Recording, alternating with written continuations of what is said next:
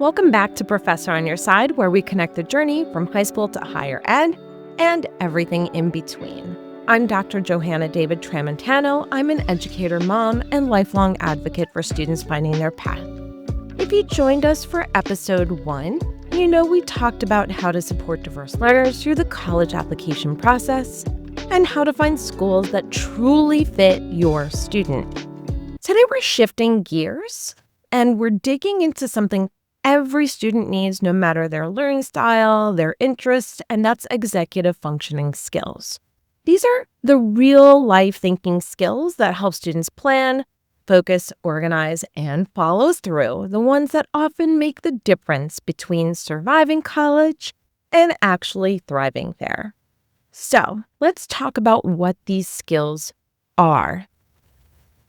And I will say that they are sometimes debated about how they are defined in the field. Broadly speaking, when we talk about executive functioning skills, think of it as the brain's management system.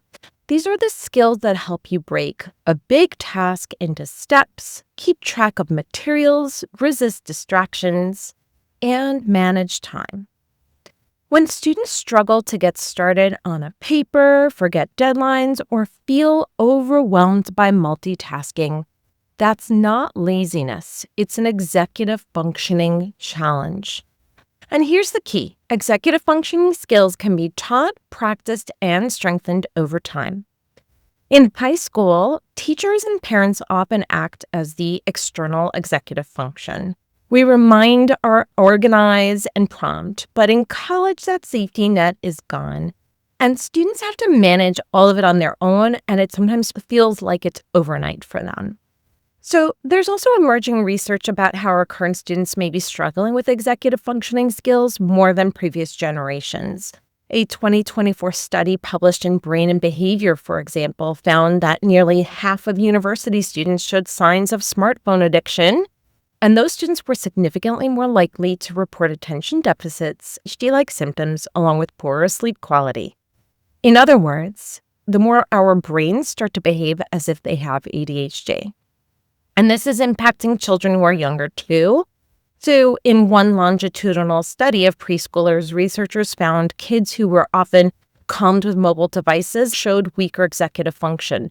These studies suggest early digital use could actually supplant those opportunities for self-regulation practice. Less screen time and more physical activity were also associated with better executive functioning in children, according to one study. And according to VOR 2023, less screen time and more physical activity is associated with better executive functioning in children. So I will link everything in the show notes, don't worry, but I hope you find this information helpful. In other words, we want to make sure we are empowering our students. We know that they have increased challenges right now. We need to give them that grace, but also the skills, strategies, and supports that they need to thrive in college. So what can we do? Because we know every extra bit of screen time in kids was tied to measurable drops in inhibitory control and overall executive functioning.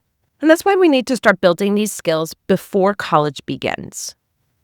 First, let's talk about why it matters in college. I once worked with a student named, let's call him Marcus. He was super funny, bright, and full of potential, but during his first semester of college, just stopped going to class and then didn't turn in one essay. And then it snowballed. And this happens to some students. And then I asked him what was going on. I didn't know there was no one telling me to go. I didn't know where to get myself out of it once it started. And that's an invisible shift that happens after high school. No one's checking the parent portal. There's no teacher saying, all right, time's up. Your professor may not be saying like, hey, remember, your essay's due tomorrow at 9 a.m. College brings incredible freedom, but also a ton of these hidden demands, whether it's keeping track of assignments across multiple platforms, balancing social life, a job, managing sleep, laundry, deadlines, all while adjusting to new environment. And so students who practice executive functioning habits early tend to transition with confidence. So students who don't often find themselves overwhelmed by small things that add up fast, we want students who can roll with it and then have a plan in place. So here's the good news. You don't need fancy apps or systems to help your teens strengthen these skills now, but you do need consistent habits. And I'm going to give you 5 practices that work at home or in school. All right? Are you with me? Get ready to jot some notes down. Number 1, build a central system. Encourage your teen to use a single planner, whether it's digital or paper, for everything. Classes, appointments, to-do lists, not 5 different notebooks or sticky notes. Number 2, chunk big tasks. Model how to break an essay into steps, a project into steps, and then ask, what's the first small thing you can do today? Number 3, create routines. This is a big one. Set predictable study times, even for 20 minutes. The goal isn't perfection, it's consistency. I did this with my son every Wednesday night at 7 p.m. in high school, study time. And then reflect. After a test or project, instead of asking why you didn't do better, ask what worked for you this time and what will you change next. And finally, teach time awareness. Have your student estimate how long a task will take. I do this with my students all the time. And then time it, give them a sense. Awareness is the first step towards better pacing. And these small steps build the mental muscles your students need to juggle college life, where independence is both exciting but also has demands. And remember, this is a process, not a one-time fix. So I want to talk about this from the parent perspective, because I'm also a college mom and a high school mom. I know it's hard to step back, especially when you've spent years keeping your child on track. But part of preparing them for college is like slowly handing over the keys. And it's a shift that works wonders. So instead of asking, did you finish your homework? Here's the shift. What's your plan for getting it done? That one word, plan, moves the responsibility from you to them. You can also start transferring routines. Have your teens set up their own alarm. Ask them to email a teacher for clarification instead of doing it yourself. Encourage them to manage their own calendar. By the way, the email one was really hard for me as a parent. Each of these small steps teaches independence and confidence. And when they stumble, because they might, use it as a chance to problem solve, not punish. That's how true executive functioning skills grow. That's where the learning happens. So let's talk about what colleges see. When I talk with college professors and advisors, they often say the same thing. Students are smart. They have so much to offer, but they struggle to manage themselves, and it has nothing to do with intelligence. It's all about those executive functioning skills. And the students who stand out aren't necessarily the ones with the perfect GPAs, but they're the ones who show up on time, communicate, follow through on commitments, and recover from mistakes with resilience.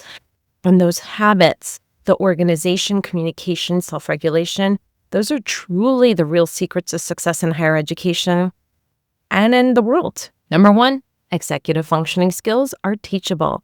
These are learned habits, not fixed traits. Number 2, systems beat willpower, routines, and structures make success automatic. And number 3, start small, stay consistent, one calendar, one goal, one step at a time. If this episode resonated with you, share it with another parent, teacher, or student who's getting ready for this big transition, because the more we talk about executive functioning skills, the more we normalize the learning behind the learning, the part that turns true potential into progress. All right, I want to thank you so very much. Next time, we'll explore how to set up systems that stick, from digital planners to dorm organization strategies, so students can manage their time and energy with confidence. Until then, keep connecting, keep learning, and remember, college success starts with connection.